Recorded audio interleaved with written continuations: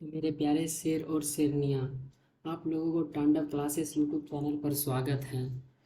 तो आप लोगों के लिए यह वीडियो बहुत ही ज़्यादा इम्पोर्टेंट होने वाला है, क्योंकि आज हम संस्कृत लेसन वन मंगलम पाठ के कुछ महत्वपूर्ण ऑब्जेक्टिव क्वेश्चन के साथ आए हैं। आप लोग यह वीडियो को बहुत ही ध्यान से देखिए और इस यूट्यूब चैनल पर बिहार बोर्ड के जितने भी किताब है पूरे चैप्टर बाय चैप्टर खत्म होगा। और इसके साथ साथ आप लोगों के लिए यहाँ मैथ का भी क्लास चलेगा चैप्टर बाय चैप्टर, और यहाँ केसी सिन्हा और एनसीईआरटी बुक का सॉल्यूशन मिलेगा। इसलिए आप लोग मन से पढ़िए और अच्छे नंबर प्राप्त कीजिए, क्योंकि आप लोगों को तांडव क्लासेस से बहुत ज़्यादा सपोर्ट मिलेगा और बहुत ही सिंपल तरीके से। इसलिए आप लोग मन से पढ़िए। तो चलते हैं हम अपने सेशन की ओर।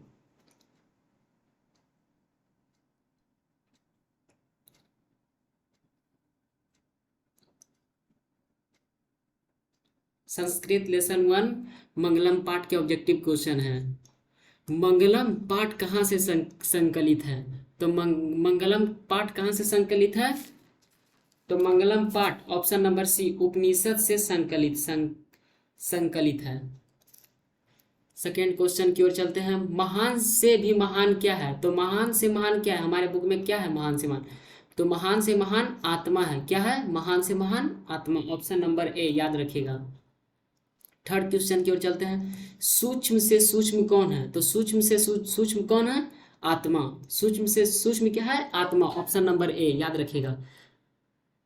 क्वेश्चन नंबर 4 की ओर चलते हैं। मंगलम पाठ के रचनाकार कौन है? तो मंगलम पाठ के रचनाकार कौन है? Option number D Ved Vyas. Option number D Ved Vyas याद रखिए। मंगलम पाठ के रचनाकार Ved Vyas, option number D याद रखिएगा। उपनिषद के रचनाकार कौन है? तो उपनिषद के रचनाकार ऑप्शन नंबर सी वेद व्यास याद रखिएगा। उपनिषद के रचनाकार कौन है? ऑप्शन नंबर सी वेद व्यास। 6 क्वेश्चन की ओर चलते हैं। उपनिषद किसका अंतिम भाग है? तो उपनिषद किसका अंतिम भाग है? ऑप्शन नंबर सी वैदिक साहित्य। उपनिषद किसका अंतिम भाग है? अंतिम पूछ रहा है। उपनिषद किसका अंतिम भाग है? तो वैदिक साहित्य का अंतिम भाग है, याद रखिएगा। 7th क्वेश्चन की ओर चलते हैं हम लोग। मंगलम पाठ में किस प्रकार के मंत्र हैं? तो मंगलम पाठ में किस प्रकार के मंत्र हैं? तो मंगलम पाठ में पदात्मक मंत्र है, याद रखिएगा। पदात्मक मंत्र संकलित है, याद रखिएगा। किस प्रकार के मंत्र है? पदात्मक। 8 क्वेश्चन की ओर चलते हैं। उपनिषद किसका सिद्धांत प्रकट करता है? तो उपनिषद किसका सिद्धांत प्रकट करता है? याद रखिएगा। उपनिषद ऑप्शन नंबर यहाँ ऑप्शन नंबर बी होगा, लेकिन यहाँ देवता नहीं, दर्शन। और उपनिषद किसका सिद्धांत प्रकट करता है? तो दर्शन का सिद्धांत प्रकट करता है, याद रखिएगा। दर्शन का सिद्धांत प्रकट करता है। यहाँ गलत टाइपिंग हो गया। उपनिषद किसका सिद्धांत प्रकट करता है? दर्शन का।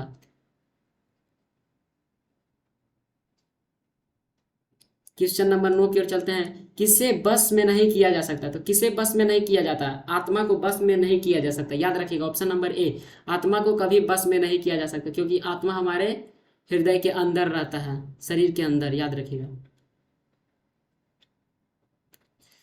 क्वेश्चन नंबर 10 की ओर चलते हैं हम लोग। विद्यमान शोक रहित होकर किसको देखता है? तो विद्यमान शोक रहित होकर किसको देखता है? तो याद रखिएगा। विद्यमान शोक रहित होकर किसे देखता है? और परमात्मा को देखता है, याद रखिएगा। ऑप्शन नंबर सी विद्यमान शोक रहित होकर किसको देखता है? परमात्मा को, ऑप्शन नंबर सी याद रखिएगा। 11th क्वेश्चन की ओर चलते हैं। सत्य से किसका रास्ता प्रस्तास्त होता है? तो सत्य से किसका रास्ता प्रस्तास्त होता है? तो याद रखिएगा देवलोक का होता है, ऑप्शन नंबर बी याद रखिएगा। सत्य से किसका रास्ता प्रस्तास्त होता है? तो देवलोक का, याद रखिएगा। क्वेश्चन नंबर 12 की ओर चलते हैं। यह संपूर्ण संसार किसके द्वारा अनुशासित है? तो यह संपूर्ण संसार किसके द्वारा अनुशासित है? तो ऑप्शन नंबर बी परमात्मा के द्वारा अनुशासित है, याद रखिएगा। यह संपूर्ण संसार किसके द्वारा अनुशासित है? परमात्मा के द्वारा, याद रखिएगा आप लोग। क्वेश्चन नंबर 13 की ओर चलते हैं। वेदा हमें पुरुष महंतम विद्यते मंत्र किस उपनिषद से लिया गया है? तो यह उपनिषद कहाँ से लिया गया है? श्वेता रोपनिषद से लिया गया है, याद रखिएगा। Option number B. Question number 14 की ओर चलते हैं। अनोर नियार महतो, यहाँ डॉट डॉट डॉट, यहाँ तो याद रखिएगा। अनोरनियार महतो महियान मंत्र किस उपनिषद से संग्रहित है? तो यह मंत्र का किस उपनिषद से संग्रहित है? तो ऑप्शन नंबर बी, कंठो उपनिषद से संग्रहित है, याद रखिएगा। क्वेश्चन नंबर 15 की ओर चलते हैं।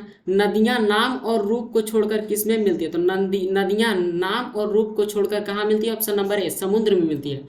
नदियां नाम और रूप को छोड़कर कहाँ मिलती है? समुद्र में मिलती है, याद रखिएगा। क्वेश्चन नंबर 16 की ओर चलते हैं हम लोग। किसकी विजय नहीं होती? तो किसकी विजय नहीं होती? असत्य की कभी विजय नहीं होती। जो झूठ बोलता है उसको कभी कभी विजय उसको प्राप्त नहीं होता। तो याद रखिएगा, किसकी विजय नहीं होती है? असत्य की, जो मतलब कि सत्य की रास्ता पे नहीं चलता है, जो हमेशा झूठा, चोरी, डकैती यही सब करता है, उसको कभी विजय नहीं प्राप्त होता है। क्वेश्चन नंबर 17 की ओर चलते हैं। किसकी महिमा का गायन हुआ है? तो किनकी महिमा का गायन हुआ है? तो याद रखिएगा, किनकी महिमा का गायन हुआ है? तो ऑप्शन नंबर डी, परमात्मा का महिमा का गायन हुआ है, याद रखिएगा, ऑप्शन नंबर डी।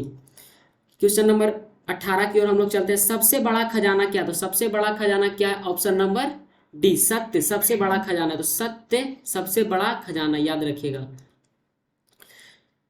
प्रश्न नंबर 19 की ओर चलते हैं। ईश्वर क्या है? तो ईश्वर क्या है? ईश्वर एक सत्य है, याद रखिएगा, ऑप्शन नंबर बी, ईश्वर क्या है? एक सत्य है, याद रखिएगा। क्वेश्चन नंबर 20 की ओर चलते हैं। ईशावास्यो उपनिषद में किसके विषय में कहा गया? तो किसके विषय में? ईशावास्यो उपनिषद में किसके विषय में कहा गया? तो सत्य के बारे में कहा गया। सत्य के विषय में ईशावास्यो उपनिषद में कहा गया, याद रखिएगा, सत्य के बारे में कहा गया, ईशावास्य उपनिषद में कहा गया है। क्वेश्चन नंबर 21 की ओर चलते हैं। कंठो उपनिषद में किसके बारे में कहा गया है? तो कंठो उपनिषद में किसके बारे में कहा गया है? मोक्ष के बारे में। किसके बारे में? कंठो उपनिषद में किसके बारे में कहा गया? मोक्ष के बारे में, याद रखिए, मोक्ष के बारे में कंठो उपनिषद में कहा गया। क्वेश्चन नंबर 22 की ओर चलते हैं हम लोग। श्वेताश्वोपनिषद में किसके बारे में कहा गया है? तो श्वेताश्वोपनिषद में किसके बारे में कहा गया है? तो ऑप्शन नंबर ए, परमात्मा के बारे में कहा गया, याद रखिएगा, परमात्मा के बारे में कहा गया है। क्वेश्चन नंबर 23 की ओर चलते हैं। किसके प्रभाव से विद्यमान शोक रहित होते हैं? तो किसके प्रभाव से विद्यमान शोक रहित होते हैं? तो किसके प्रभाव से विद्यमान शोक रहित होते हैं? इंद्रिय। किसके प्रभाव से विद्यमान शोक रहित होते हैं? इंद्रिय के प्रभाव से विद्यमान शोक रहित होते हैं, याद रखिएगा। क्वेश्चन नंबर 24 की ओर चलते हैं। सत्यमा से विद्यमान कहाँ जाते हैं? तो सत्यमा से विद्यमान कहाँ जाते हैं? तो देवलोक जाते हैं, याद रखिएगा, ऑप्शन नंबर ए, सत्यमा से विद्यमान कहाँ जाते हैं? तो देवलोक जाते हैं, याद रखिएगा, देवलोक। सत्यमा से विद्यमान कहाँ जाते हैं? तो देवलोक। क्वेश्चन नंबर 25 की ओर हम लोग चलते हैं। कौन अपने नाम और रूप को छोड़कर समुद्र में मिल जाता? तो कौन अपने नाम और रूप को छोड़कर समुद्र में मिल जाता? तो नदियां नाम और रूप को छोड़कर समुद्र में मिल जाती है, याद रखिएगा। क्वेश्चन नंबर 26 की ओर हम लोग चलते हैं। साधक किसको पार करता है? तो साधक किसको पार करता है? तो साधक हमारे मृत्यु को पार करता है, याद रखिएगा, साधक किसको पार करता है? मृत्यु को पार करता है। क्वेश्चन नंबर 27 की ओर हम लोग चलते हैं। सत्य धर्म के लिए किसको हटा दे? तो सत्य धर्म को किसको हटा दे? तो हिरण्य में पात्रण को हटा दे। सत्य धर्म के लिए किसे हटा दे? तो हिरण्य में पात्रण, ऑप्शन नंबर डी, याद रखिएगा, सत्य धर्म के लिए किसे हटा देना चाहिए? हिरण्य में पात्रण को हटा देना चाहिए। क्वेश्चन नंबर 28 की ओर चलते हैं। सत्य का मुंह किस पात्र से ढका हुआ है? तो सत्य का मुंह किस पात्र से ढका हुआ है?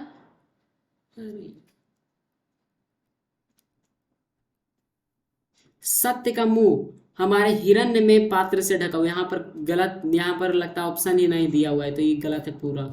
सत्य का मुंह किससे ढका हुआ है? तो हिरण्य में पात्र, याद रखिएगा, हिरण्य में पात्र।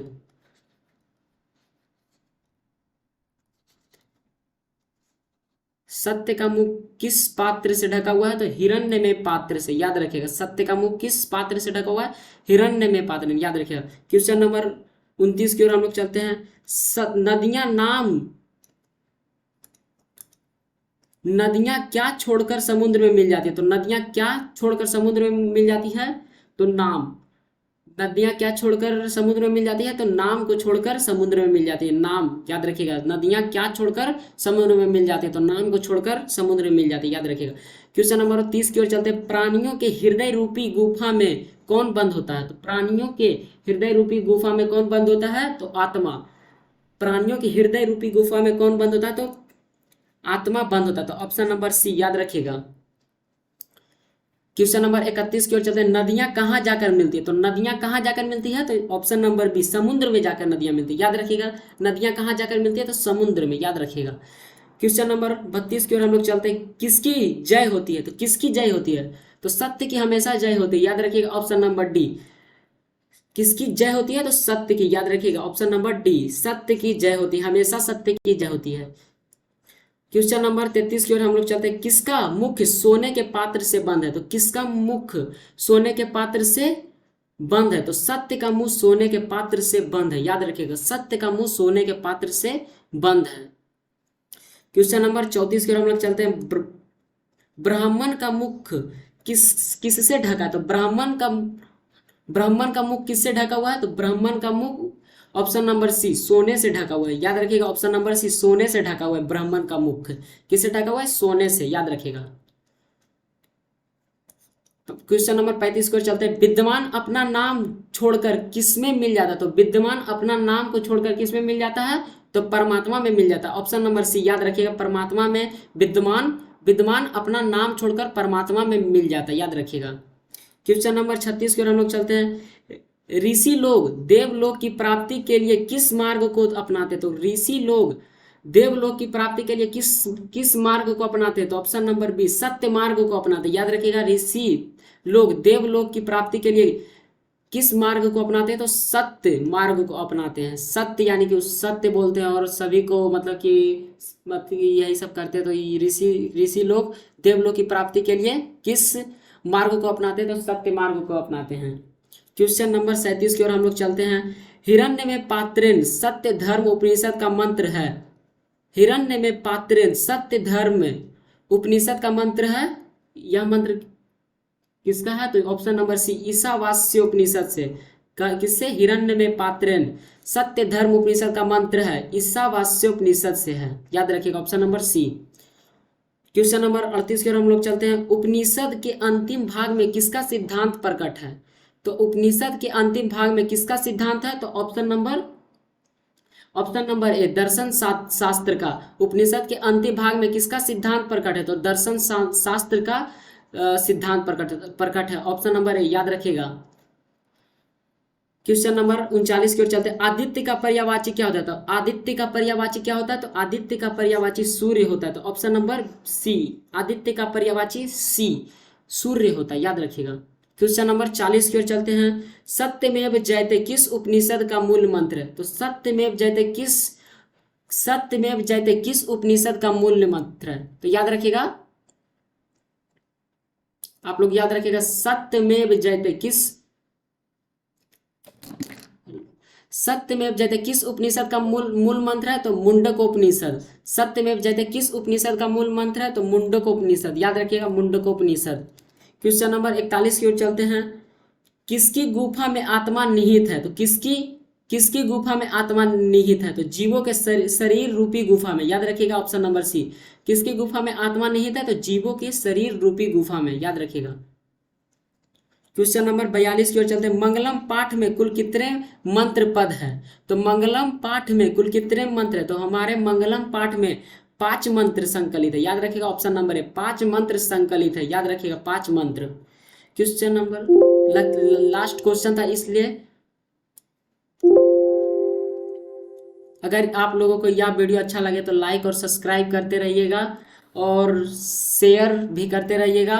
और ऐसे ऐसे मज़ेदार वीडियो हम हमेशा आपके लिए लाते रहेंगे। और कल हम आपको KC सिन्हा 1.1 एक्सरसाइज खत्म करवा देंगे। तो आप लोग वह वीडियो अच्छा से देख लीजिएगा। फिर आप लोगों को हम NCERT बुक भी खत्म करवा देंगे। तो अगर आप लोगों को यह वीडियो अच्छा लगे तो लाइक और सब्सक्राइब करते रहिएगा। थैंक्स।